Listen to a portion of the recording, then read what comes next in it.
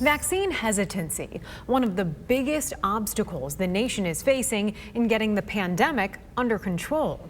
For people of color, trauma tied to distrust and past injustices is stopping them from rolling up their sleeves for a COVID shot. In this special report, TV5's Jamie Sherrod looks at why some in communities of color are hesitant to get the vaccine.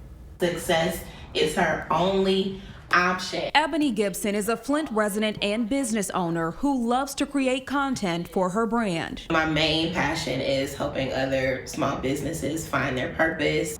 Pursuing those passions came to a pause back in August when she found out she had COVID. I started getting symptoms that felt like a cold, and then a few days later it was like, okay, kind of got a loss of smell, kind of got a loss of taste, but I wasn't 100% sure. Those symptoms soon escalated. She experienced shortness of breath and had difficulty breathing. Ebonie says she wasn't vaccinated when she caught the virus. She was hesitant, and she had her reasons why. When you have those layers of trauma, especially for Flint, you're dealing with multiple layers of distrust. You're dealing with multiple layers of trauma. So the pandemic is another layer of trauma for a Flint resident. She felt the government had already failed her and other Flint residents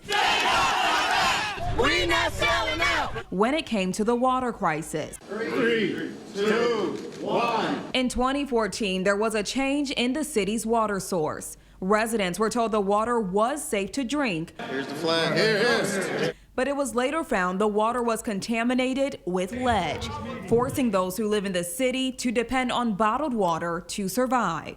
You start thinking about, you couldn't trust your government from the water crisis. You can't trust things historically. You take all of that into consideration when you're making a decision. One of those historical events, the Tuskegee syphilis experiment, conducted from 1932 to 1972 in Macon County, Alabama. According to the Centers for Disease Control and Prevention, the U.S. Public Health Service worked with the Tuskegee Institute on a study to record the natural history of syphilis. It involved 600 black men, more than 300 with syphilis and more than 200 without it, who were told they were being treated for bad blood. Instead, they were monitored by healthcare workers and given placebos. Even when penicillin was named the treatment for syphilis in 1943 and was widely available, the participants in the study were not given the treatment in order to study the progression of the disease untreated. So people who could have been treated and it could have changed the course of their life and the life of their loved ones and their partners and spouses, instead were not given that treatment.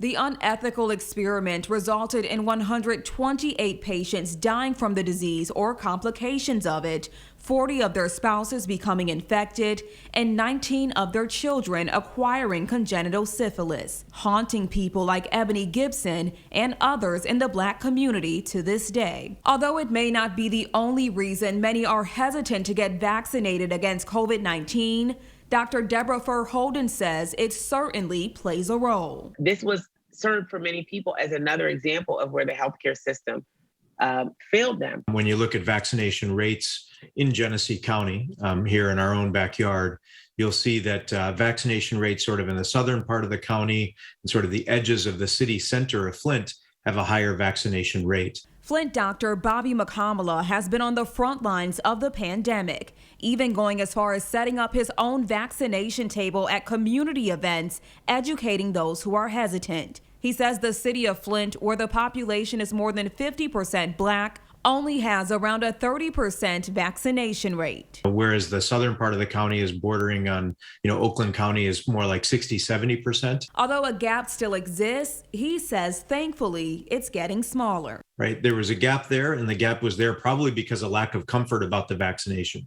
And whether it's because people are getting more comfortable with it and trusting the science, and honestly, whether it's because they're being forced to do it because they're not going to be able to go to work if they don't, either way, it's contributing to an incremental increase in the vaccination rate. For me personally, what changed my mind from I'm not getting vaccinated at all to, okay, I may need to get vaccinated is going through the experience myself and then experiencing it enough to know like, man, I could have possibly prevent it. At one point, Ebonie didn't think she'd survive the virus and still experiences symptoms today. I still have shortness of breath. There's still respiratory issues. So for the most part, just getting back into, like, my energy levels are still kind of low. But she's glad to be on the other side of it, able to get back to her business and soon vaccinated, despite some doubts. I am still hesitant, but I know how I felt when I contracted COVID. And then I also understand the responsibility that we have to one another. In Flint, Jamie Sherrod, WNEM TV5. According to the latest data from the CDC, communities of color are much more likely to be hospitalized or die as a result of COVID.